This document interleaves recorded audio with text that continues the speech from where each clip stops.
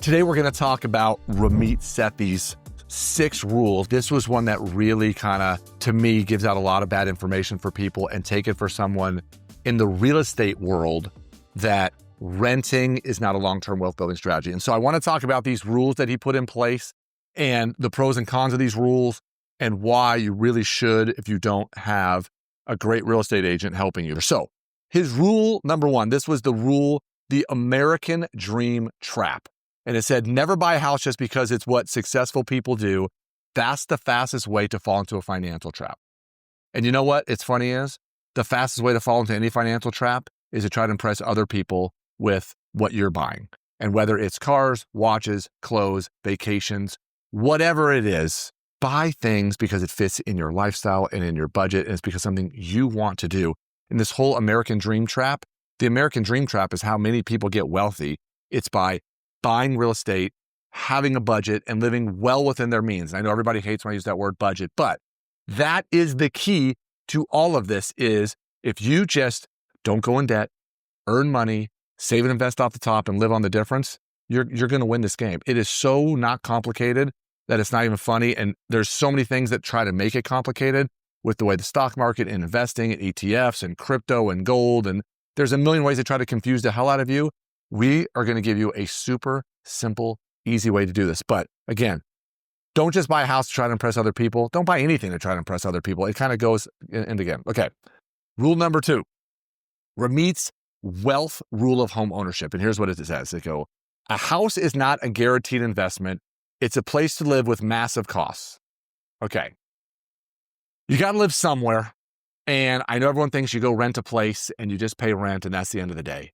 There are hidden and phantom costs with renting as well, because I do property management. If you break stuff, doesn't automatically mean the renter or the landlord needs to pay to fix it because you broke it. So there's some times where you are going to pay for some things. There are times where you're going to get forced to move and you're going to have phantom costs of moving from a place you don't want to move.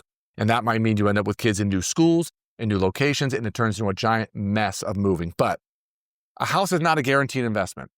What investment out there that we know of is a guaranteed investment? I mean, the only ones I could think of is if you're in some sort of high yield savings account where you know they're going to pay you 3, 4, or 5%, or a money market or a CD, and you have a guaranteed rate for a certain amount of time. But we sure as hell know the stock market isn't a guaranteed investment. We sure know crypto is not a guaranteed investment. Nothing is a guaranteed investment.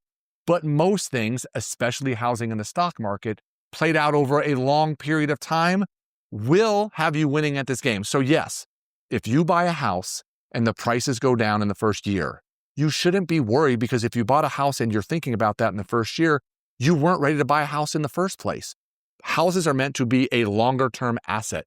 Minimum, to me, probably 5 to 7 years, but I personally like to see people stay in houses for 10 or more. And even if you were to move, a lot of times you could keep that house and turn it into something that's a rental rather than selling it. And we have conversations with people about that. So, this whole thing about saying house is a guaranteed investment, I don't know who says that. I never hear that, but just know there are no guaranteed investments. All right. Rule number 3, Ramit's housing rule of phantom costs. Only buy if you plan to stay at least 10 years. It's the only way to spread out the hidden costs. And his hidden costs, for the most part, to me, aren't hidden at all. These are things, if you have a good real estate agent, that we talk about. So principal and interest is obviously the payment. But when we talk about the payment, you're also talking about your property taxes, your insurance, and your homeowner association fees. And none of those are hidden. Those are all things that need to be accounted for upfront in your monthly payment. So those are not hidden costs. Part of why we do inspections for people when they buy a home, no different than when you have a car looked at if you buy a car. Maintenance, potential upgrades, other things like that are not hidden. And again, some of that can be alleviated depending on if you buy newer, older, if someone's already remodeled a home versus a home that you buy that you're buying a house that's a mess that you want to remodel yourself to try to make some money. So you buy something on a big steep discount so that you can fix it up and keep it for yourself. Or maybe you're going to flip that house, which again, those are different than your primary residence. But yes, I do like this rule about you need to stay in your house or be thinking about staying in your house for 10 years or more. But most people don't even know what their life's going to look like a year or 2 from now, let alone 10. So the plan should be, if you shouldn't buy a house unless you plan on staying in it for a long time. But sometimes circumstances happen and things don't work out the way you want and you can't. And that's when you need to consult someone like myself and have a conversation of what makes the most sense. Do I sell it? Do I keep it as a rental? Does it make sense for me to move and take this new job in another city? It may or may not. So just things to think about. Okay. Rule number 4, Ramit's rule of buying for you. So it says, never buy a house to impress anyone else, not your parents, not your friends, not Instagram, but buy if it fits your, what he calls, definition of a rich life. Okay. So this is something that has been hammered home by me a million times. What we want people to do, and I like to try to talk to people in their 20s and 30s because it's my kids' age and their friends' age, and a lot of people that I've known that I coached when they were little kids that are now in their early 30s, right? Is you should be doing everything that fits in your own lifestyle. This whole, like I said, trying to impress other people, who cares? It doesn't matter. It doesn't make sense.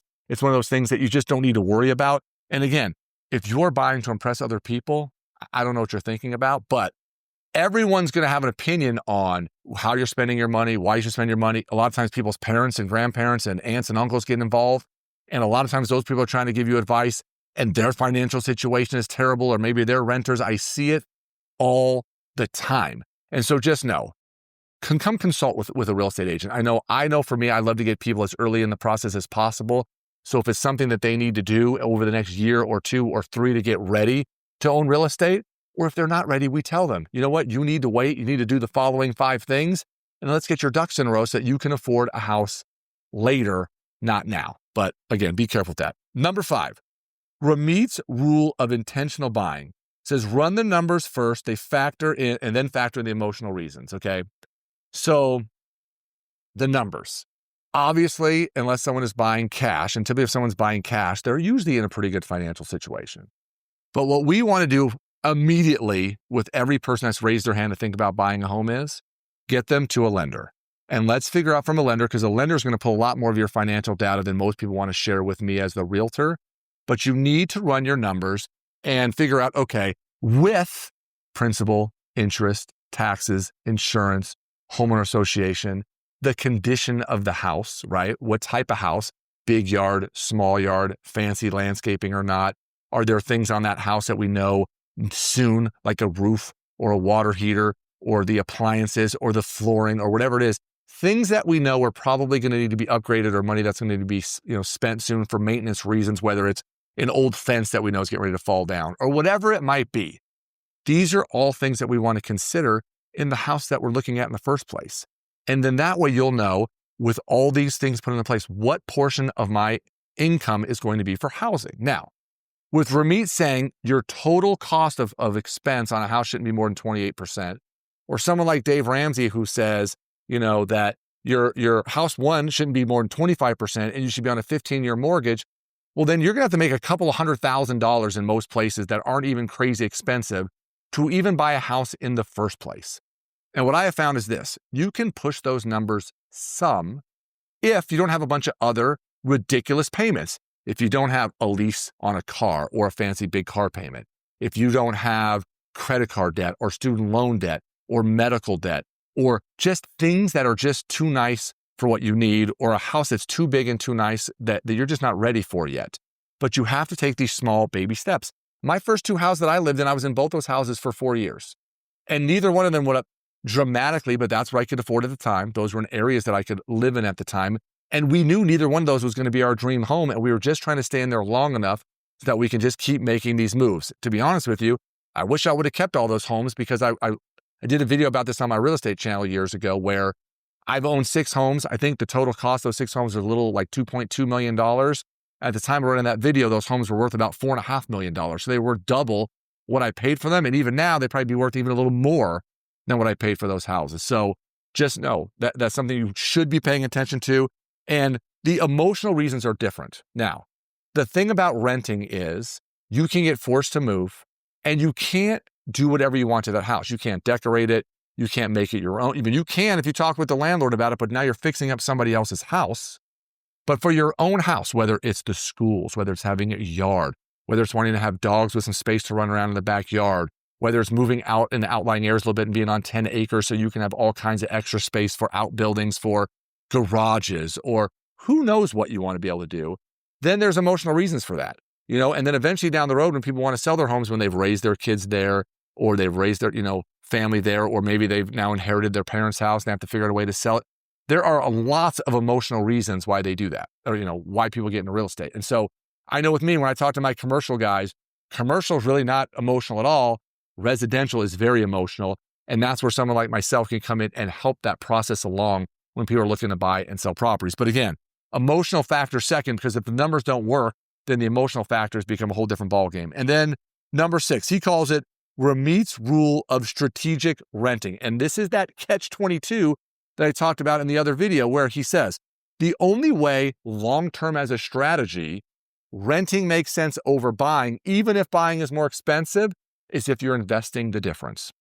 And here is the biggest number one problem in real estate right now. It is this way in most markets, in most parts of the country, not just in expensive cities, is housing affordability. So most people are renting because they can't afford to buy. If they could afford to buy, they would buy because they want to buy. And if they're renting, they're stuck renting and they don't have the difference. So if renting cost $1,000 and buying was cost $2,000, what his whole thing on this says, it was a quote. It says, renting is not a failure, but if you rent, and it was must, like in big capital letters, you must invest the difference. So if you chose to rent for $1,000 a month versus buy for $2,000 a month, you could afford both, good for you, but you have to take that $1,000 a month difference and invest it. And if you weren't investing it, then yes, long-term, the person that's the homeowner is going to win, and the person who's renting is going to end up in a financial disaster. Because here's the thing, if you're not saving, investing, buying real estate and creating assets for yourself, so like I would say, your money's not creating money for yourself while you sleep, then you're never going to win. And he goes to the New York Times rent versus buy calculator, and they look at it, like I said, at the window we're in right now. And yes, buying is expensive. Buying is difficult for people. Buying is very difficult for young people. I know this because, like I said, my kids are in their 20s, and we help a lot of young couples in their 20s buy. And most of them that are buying at this point in their lives are getting some sort of financial help from parents, grandparents, somebody. And if they're not, then they are living in a situation where they might have roommates, or they're, having other people live with them and sharing the cost of that. So it is difficult right now. It is more expensive than, let's say, when baby boomers were in their 20s and in their situation. So with that being said, if you want to learn how to get ahead financially, you need to subscribe and follow this channel.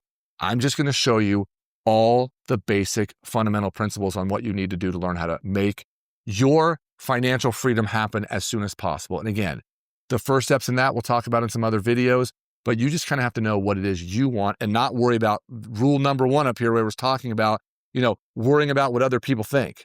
We can't worry about what other people think. You got to do what you think is best for you and your financial game. So enough of me messing with Ramit Sethi, enough of this, what I thought was one of his, honestly, most misleading and worst videos he has done, because he does have a lot of good content. He does a lot of good things.